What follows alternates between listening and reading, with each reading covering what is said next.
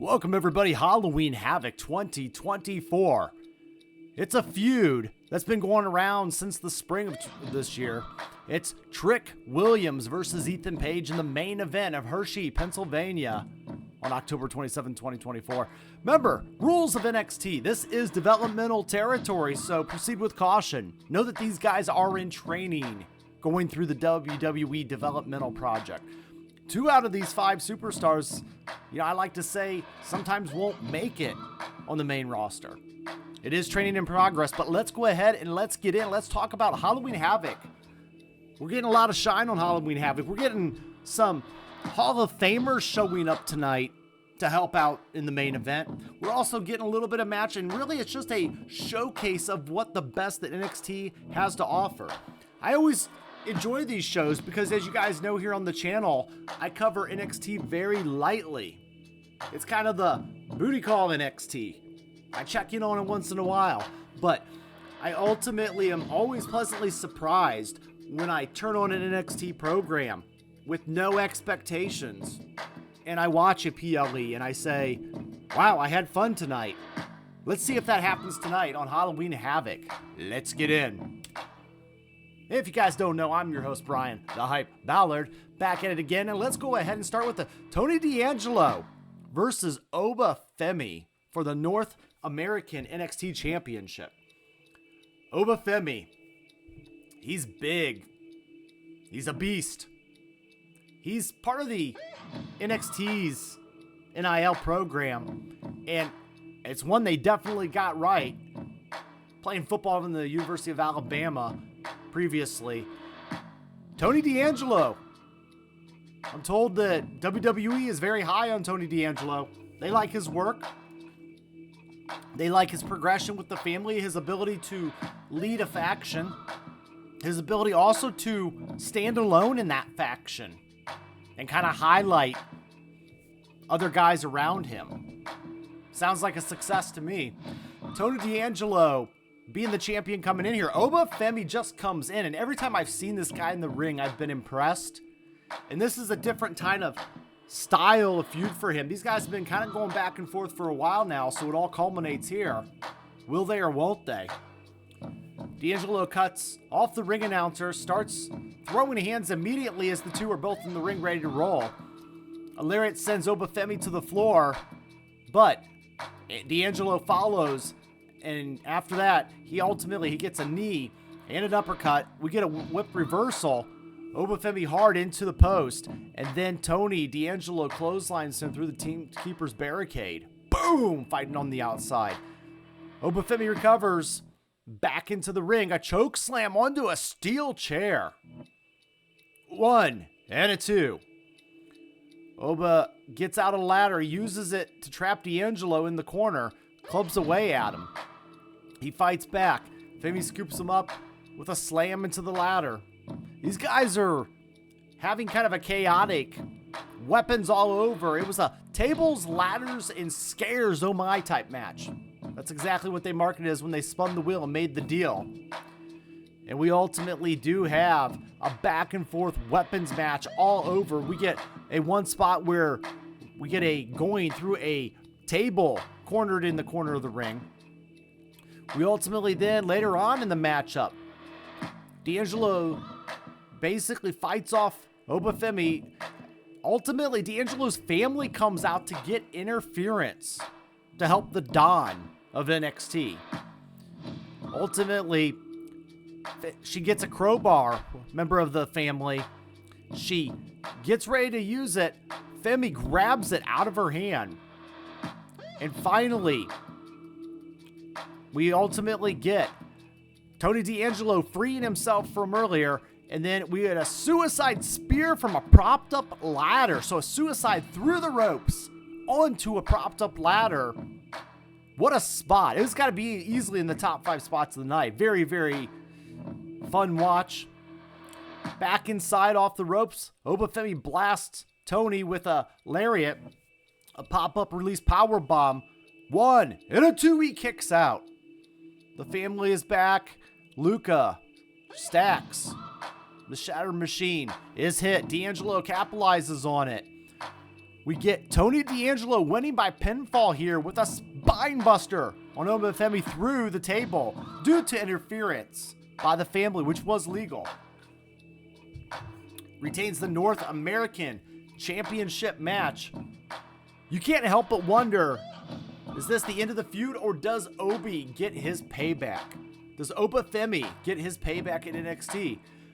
I like this feud. I like the stipulation being used in the matchup to get the win for the Don, Tony D'Angelo, over a very much superior opponent. Obafemi's bigger, he's faster, he's stronger. You got to have some kind of advantage. In this case, it was the stipulation that saves the title. Moving ahead to our next championship matchup.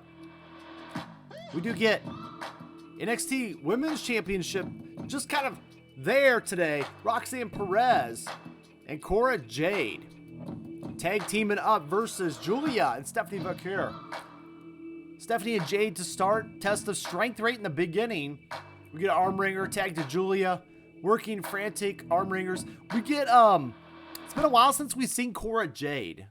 Or at least since I've seen Cora Jade. It's nice to see her back in an NXT ring. I know she had an injury a while back. Kept her sidelined for a very long time. But it was kind of nice to see Cora Jade back in NXT land. We get a few little bit double teams. We get some nice double team tag team action. Double teams. Jade comes in to make the save. Also eats some double team moves. Julia with a crossface. Stephanie gets an STF on Jade. And both of the bad girls get the ropes. Heels with cheap shots to keep Julia off balance. Julia slings Cora off. A schoolboy for a 1 and a 2. Stephanie Vaquer in with a big crossbody. We get a duck lariat. The Soul Food connects, passing Cora into the corner, headbutts, big boot to Perez. Interesting note on Perez. Perez, it's almost good that she had a tag match this time around. Every time I've seen Perez, I go hot and I go cold on her. I kind of go in and out. I get in to her work and then I just it slows down for me. So ultimately, it was nice to kind of have her share the workload a little bit here in the tag match today. We get Julia and Stephanie Vaquer winning by pinfall with a corkscrew moonsault from Stephanie on Roxanne Perez, taking the pin. Ultimately getting the win. She was the legal one, getting the corkscrew moonsault. Stephanie looking a little bit like Thunder Rosa. You guys haven't seen her. It's kind of like the same kind of style, same kind of look. Post-match, we get the lights go down, and we get one more Zaraya vignette, and then Zaraya is here. Finish her. Mortal Kombat style. Zaraya. You guys know what I'm talking about if you watch my shorts. I'll leave it here. But Zaraya's here, standing in the balcony, licking her lips, getting ready. And she attacks. Ultimately, if you want more talk, check out the fans of ProWrestling.com. Wrestling Fans Insight. We do shows every Sunday. Twitter Spaces on Twitter X throughout the week. Great group of guys, great stablemates of mine. We got other great podcasts over there like Ted's Takes, among others. Go ahead and get in. Up next, we're getting into something that wasn't quite an emergency for me as it was for some. We got the ambulance match, Andre Chase versus Ridge Holland. You can tell this feud's been building up for a little bit. Ridge Holland, very smart move to put him down in NXT to get him through proper training. Trying to get him away from the heat from the Big E situation was very, very unfortunate, ending his career. However, Ridge Holland getting repackaged. I felt like Ridge Holland's repackaging. Give him a little beard. Give him a little bit of a different attitude. I feel like we got the Dijak, the Donovan Dijak gimmick for Ridge Holland in NXT. He plugged right into the powerhouse bruiser. And what better than him going to school at Chase U with Andre Chase. Andre Chase is, you guys don't know, he's kind of the mascot of NXT. Kind of a lovable wrestler. that everybody seems to gravitate towards, the crowd seems to like.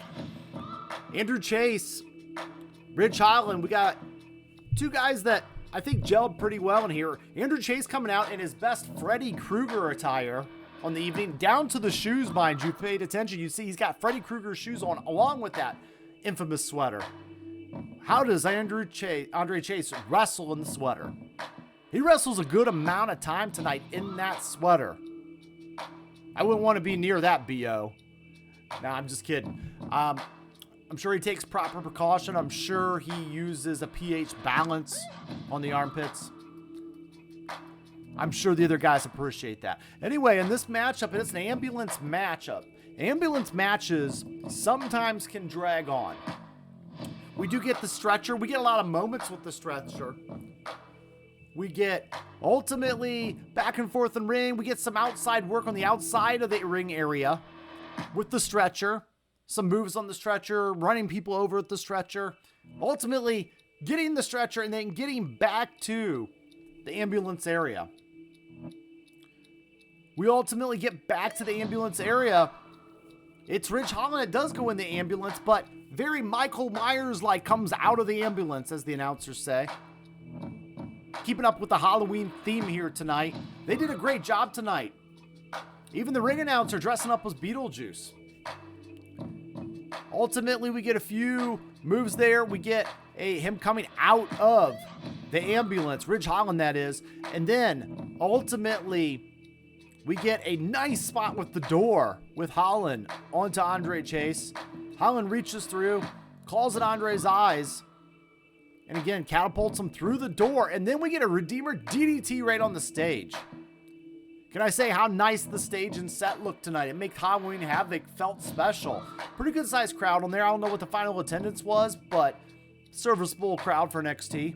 Ridge Holland wins by loading Andre Chase into the ambulance and closing the door.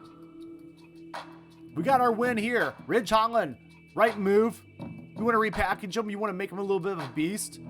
The beast wins on Halloween. I like it. I don't know if we need to see a return match here. I think this should be it and people should move on. And we're going to find that out a little bit later with Ridge Holland. He will move on. We close the door on this feud and we move on to another. And we are going to move on to the next one, which is the NXT North American Championship. Kalani Jordan in a gauntlet match will take on one member of Fatal Influence at a time. I've been saying it. It's a long time since we've seen a gauntlet match, and it was used very well here tonight. The champion, Kalani Jordan, have the odds of Fatal Influence stacked against her. She starts out the match, and it's a great way for Kalani Jordan to showcase her skills against 3 different opponents. 3 matches in 1, if she gets that far, which she does. We ultimately start out with Jasmine Nix. She's going at it. We get an Asai moonsault. We get inside the ropes. We get a crossbody for a 1. Hit a 2. Nix tearing the hair of Kalani with a front kick into the turnbuckle sweep. A 1-leg bulldog connecting. Penalty kick for a 1. Hit a 2. Kalani Jordan off the top. And Jasmine is eliminated by pinfall. That's 1 down, 2 to go. JC Jane is the next one out. She takes the champion on her feet. We get a low bridge. Back inside, back and forth. JC Jane blocks an O'Connor roll. Flash knee connects. Cover for 1. Hit a 2. We get a reverse chin lock. And then Kalani gets her. She gets the pin. JC Jane is eliminated by pinfall with a bridging O'Connor roll. Leaving just Fallon Henley, the leader of Fatal Influence, coming in. Kalani Jordan having 2 matches already. Can she survive a 3rd? Fallon Henley is out to prove that wrong. She goes for a cover 1. Hit a 2. Not quite quick enough. Back and forth double lariats. Both women are down. Trading hard elbows. Neckbreaker drop. Cartwheel back elbow. Split leg and moonsault connects. Jasmine is back down to distract the referee and delay, but Fallon kicks out. Kalani back down, or back up. JC Jane is back down on the apron, kicking her down. 450 splash, but the knees are up. JC Jane distracting. And then ultimately Fallon Henley wins by eliminating Kalani Jordan with a Shining Wizard to become your new NXT Women's North American Champion. Post-match, Fallon Henley gets on the mic and says the statement is made, but gets cut off by Zaraya's entrance, making her attack. Finish her! Zaraya behind her. Zaraya takes Fatal Influence out, headbutts, lands an F5 on Henley. There's your next feud, Henley versus Zaraya. Powerhouse wrestler. Very, very powerhouse. Love to see that versus the numbers game here. Gets the chance, maybe a 3-on-1 matchup for Zaraya. Might be fun to watch at one point. Watch her take down in a handicap match. I like the use of the gauntlet match here tonight. I just want to say that again. Great way to highlight Kalani Jordan's different abilities with different opponents very quickly. Can't help but wonder if they're prepping her for quick matches for WWE Speed. Who knows? Guys, thank you. If you're rocking with me, you're rocking with me. Thank you. Hit that like button if you like NXT. I'd like to know how many fans of NXT there are out there. Let's get into the main event. All Ego, Ethan Page. Whoop, that trick. That was a great skit he did. We don't like it. What do you mean don't like it? All right, Trick Williams, the champion, coming in. It's a Devil's Playground match. Trick Williams, Ethan Page have had a fun little feud since the spring. Ethan Page getting a title run there. Trick Williams getting it back, being a thorn in his side. It's been a good rivalry for Trick to have somebody outside of Carmelo Hayes to feud with. So, a little bit of a back and forth here. We get the introduction. Immediately we get Ethan Page going for the attack during the playing up the heel spot. Ultimately then, Williams gets out a broken ladder later in the match, slides it into the ring, gets chairs. We ultimately get some battles with the chairs. One chair, another chair, swinging chairs, clashing chairs. Ethan drops his chair, takes about 3 shots to the back. Ultimately, we do get, later on in the matchup, Ethan picking up steel steps. Trick cuts him off, clears the announcer's desk. Page throws him into the point of the steps, and then Williams is winded. Climbing the steps, Ego's edge through the table, but Trick kicks out. Trick kicks out. Booker T style. Medics in to check on Trick Williams. Ethan taunts him before sliding the steps into him. Williams to his feet. Trick, he wants to fight. He's a fighting champion. Back inside, All Ego slams him into the steps, laying him across the steps. He picks up the other half of the steps. Trick rolls out of the way, hits the book into the steel. Williams picks him up. Page kicks out. Trick recovers, hits him with the steps, lines him up. Trick Williams wins by pinfall. With the trick shot, retaining the NXT Championship, it was the right call, the right move. And post-matchup, we get what's next for Ridge Holland, a Ridge Holland attack on Trick Williams. Behind, hits him, repeated punches. All Ego pulls him away, tells him if he wants to do it right. And Holland hits the Redeemer. Ultimately, then we get Bubba Ray Dudley. WWE Hall of Famer Bubba Ray Dudley making his way into the ring. The mean Dudley boy, the bully, making the save for Trick Williams. And that's the end. And the show's off the air for Halloween Havoc. Let's get into our final thoughts on the show. Halloween Havoc was a fun pit stop on the road towards the end of the year. I like the themes. I like the stage setup. I like the staff and the team's commitment to keeping the Halloween spirit. From dressing up as Mike Rome, dressing up as Beetlejuice, to Trick Williams at the end, coming out as Willy Wonka in his entrance. Trick Willy Wonka. Ultimately, I think we had a little bit of fun tonight with it. I didn't mind NXT being 4 or 5 matches long. I didn't mind it at all. I actually thought it was a nice 2-hour event. Very quick, very short, had little segments in there. And it was almost just a nice little quick watch. Every time I do watch NXT, I'm pleasantly surprised. My expectations are super low. Is it a main event caliber style of wrestling? No. I would compare it to college versus pro football. And the guys in the development, they're trying to make it. They're trying to prove something, hone their skills. And you can see improvement in some of them each and every week. I like that NXT rotates its guys around. Not everybody has to be on the card for these shows. Feels like they earn it. Feels like they get their feud and they make their way. I like that they have gimmick matches. Tonight was loaded with gimmick matches, but it was supposed to be fun. It was supposed to be Halloween Havoc, and it was supposed to spin the wheel and random chaos ensues. And that I appreciate of keeping the Halloween spirit alive here in October. Guys, those are my results and thoughts. I don't know how excited I will be for a Ridge Holland versus Trick Williams matchup, but I'm sure there will be others lurking about for him. And the idea is getting Trick Williams different styles of wrestlers to wrestle against to really prove if he's worthy of a champion, because a champion has to wrestle all takers.